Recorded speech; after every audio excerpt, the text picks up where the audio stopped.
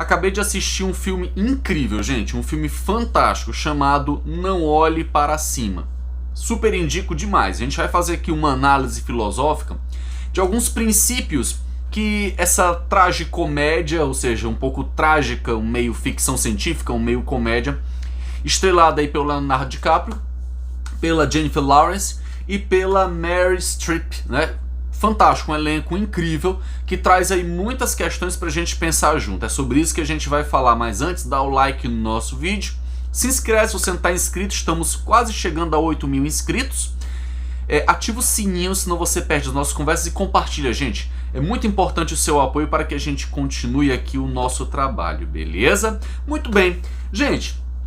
Eu assisti aqui esse filme que ele mistura realmente assim comédia com, digamos, tragédia, com ficção científica, mas é um filme muito interessante. Como eu já falei, ele é estrelado aqui pela Jennifer Lawrence, que faz o papel de Kate DiBiase, pelo Leonardo DiCaprio, que faz o papel do Randall Mead, ou seja, esses dois são cientistas, e pela grande atriz Meryl Streep, que faz o papel de presidenta dos Estados Unidos da América enfim, nessa história, beleza? Gente, é um filme assim que dá um tapa imenso na cara dos negacionistas, porque o que acontece? A Jennifer Lawrence, ou seja, a cientista Kate DiBiase, juntamente com o seu parceiro de doutorado, né, o Randall Mead, o cientista, eles descobrem um cometa. Na realidade, ela vê o primeiro, né, ela vê o cometa que está em direção à Terra, e ela se comunica com o seu parceiro de doutorado, e eles realmente confirmam que há um cometa do tamanho do Everest vindo para a Terra para destruir tudo.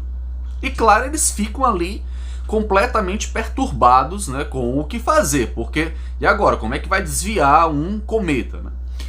Então eles buscam a ajuda das autoridades, vão tentar conversar com a presidenta dos Estados Unidos, e quando chegam lá, eles são recebidos pela presidenta, e são tipo, a informação ela é tipo que, digamos, tida como algo nada preocupante, e eles ficam ali abismados. Pô, peraí, meu irmão, tá vindo um cometa pra cá, tá certo? Enorme, e a presidenta fica preocupada com as próximas eleições, fica vendo o lado, tentando ver como é que ela pode potencializar politicamente aquilo. Então eles ficam desesperados e começam a procurar alguns meios de comunicação para poder divulgar isso, né? Para ver, pô, que diabo que tá acontecendo? Ninguém tá escutando a gente, ninguém tá tendo noção. A gente fala as coisas, eles vão para um canal de TV tentar falar sobre esse anúncio, e os apresentadores ficam falando como se fosse aquilo meio cômico, né? Vocês lembram que no começo da pandemia, o pessoal ficava lançando meme engraçado como se isso não representasse um risco para a vida das pessoas, né? Então, para você ver o grau de loucura mesmo que as pessoas são capazes de chegar diante de uma situação, digamos assim, trágica, né? Mas mais perigoso que isso foi o seguinte, né, que o círculo do poder da Casa Branca ficou tentando esconder a informação, e quando a informação ela vaza, então eles tentam dizer que não é bem assim, que isso é histeria. Aí você lembra daquelas primeiras falas que o Bolsonaro dizia acerca da pandemia, que era só uma gripezinha, que não era algo para se preocupar. E criou-se aí então algo de negacionismo em torno da pandemia que até hoje persiste. Já foi muito combatido, mas até hoje persiste. Então o filme ele é uma espécie de crítica ao negacionismo, porque liderados por esse círculo de poder que não quer uma histeria coletiva, que não quer perder a eleição, de empresários que tentam lucrar em cima da tragédia, eles criam ali em torno de fanáticos fascistas, direitopatas, um slogan, digamos, antirracional, anticientífico, dizendo não olhe para cima, ou seja, não olhe para o cometa, não olhe para a tragédia. Então isso faz lembrar muito a questão da pandemia, ou seja, não olhe para o vírus, não olhe para o problema, vamos ter esperança, vamos orar. Ou seja, morreram mais de 600 mil pessoas só no Brasil, e eles ficam dizendo que é histeria.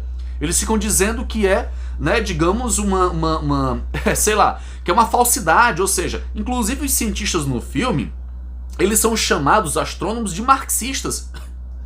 Os astrônomos são chamados de marxistas porque eles, por meio da observação científica, eles fotografaram um cometa, e os negacionistas ficaram todo tempo atacando os cientistas, dizendo que, né, não é isso, que não tem cometa nenhum, que tudo isso é histeria, que é mentira marxista. A mesma coisa que fazem com os agentes da Anvisa, né, dizendo que eles estão inventando história. Então, gente, é uma loucura. Ou seja, é você ver a evidência e você negar de forma completamente ideológica aquilo que está sendo colocado. Aí a gente entra numa discussão acerca do papel da ideologia e de como a ideologia age na mente das pessoas, turvando a sua visão da realidade. Eu trouxe 2 livros aqui, tá certo?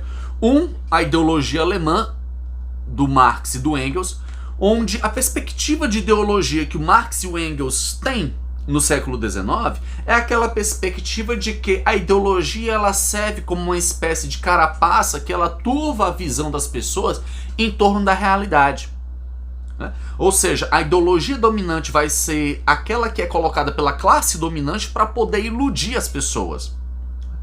No século XX surge uma perspectiva de ideologia um pouco diferenciada, principalmente ali a partir da década de 60 para a década de 70, né? De vários autores, mas eu peguei um aqui que é o Zizek.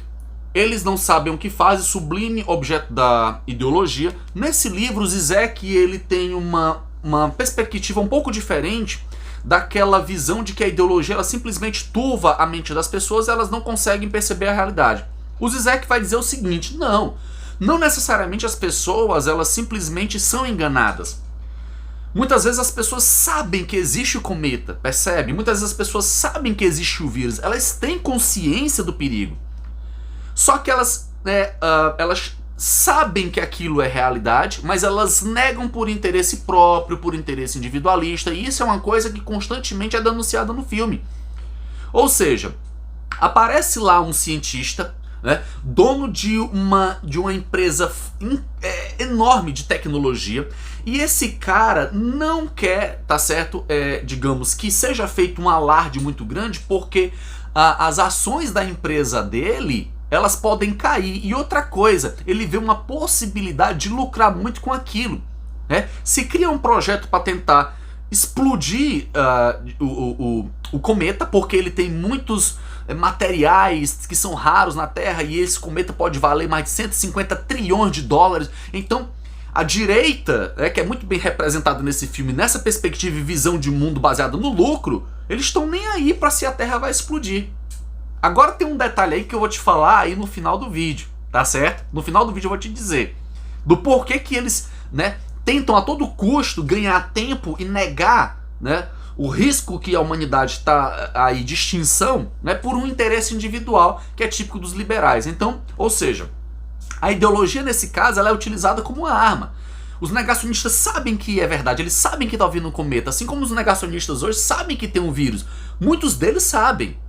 Mas por uma questão de interesse financeiro próprio, de não querer fechar o comércio, de não querer pressionar, né, um líder que digamos, está ali, certo, próximo da ideologia dele. Então o filme mostra exatamente isso.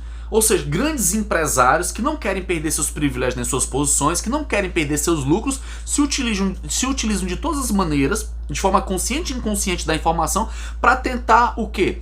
Lucrar com isso. E com isso vão sabotando cientistas, vão, né, perseguindo cientistas, membros do próprio governo, que tentam falar a verdade para as pessoas.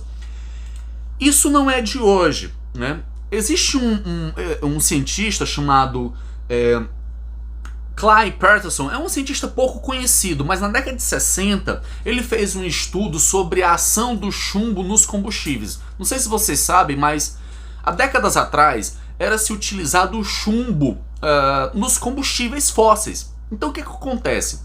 O chumbo ele é altamente tóxico, e quando você utilizava o chumbo nos combustíveis, isso parava na atmosfera, que descia por meio de chuvas, né, tóxicas, contaminava a água, o solo e uma série de outras coisas. E o Clay Patterson, ele foi um cientista que lutou arduamente contra o uso do chumbo nos combustíveis. Ele escreveu um artigo em 1966 chamado Contaminant and Natural Lead Environment of Man, que pode ser traduzido como contaminação dos ambientes naturais e humanos pelo chumbo. Quando ele colocou esse artigo, né, para todo mundo, o que foi que aconteceu? A indústria petrolífera, que inclusive financiava a pesquisa dele, foi para cima dele com tudo, para que ele pudesse negar aquilo ali, para que ele pudesse, né, deixar de lado aquilo ali e tal, não falar. Eles tentaram calar ele a todo custo, porque ele ficou defendendo o fim do uso do chumbo nos combustíveis. E isso acontece até hoje, principalmente quando a iniciativa privada ela financia pesquisa.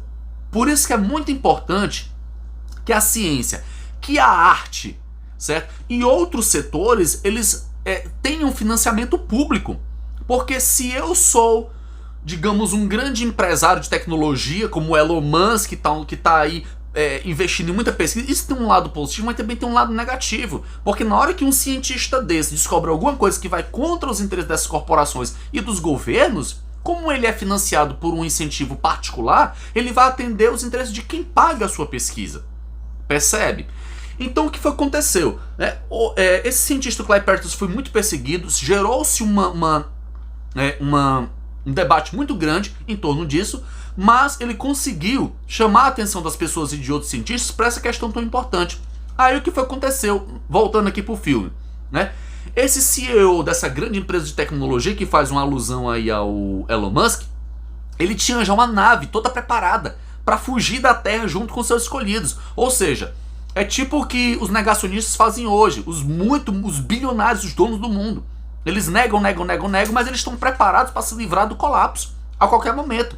Enquanto mentem para a população, eles estão conscientes do que está acontecendo. Então é tipo essa ironia, né? Ora, nós vamos dizer para vocês que o problema não existe, mas a gente vai estar aqui se preparando para o problema e vamos deixar vocês aí, a qualquer momento, né? Ou seja, os idiotas úteis que serviram para poder manter aquela ideologia funcionando, enquanto quem vai se livrar na realidade do grande problema são aqueles que têm acesso ao poder e ao dinheiro. Percebe, gente? É um filme incrível, né? No final das contas, não quero dar spoiler, mas eles acabam indo para outro planeta e se livrando desse problema do cometa e deixando o resto aqui que acreditou neles, percebe? Gente, comenta aí, sua opinião é muito importante para mim. Grande abraço, me diz sua opinião, valeu!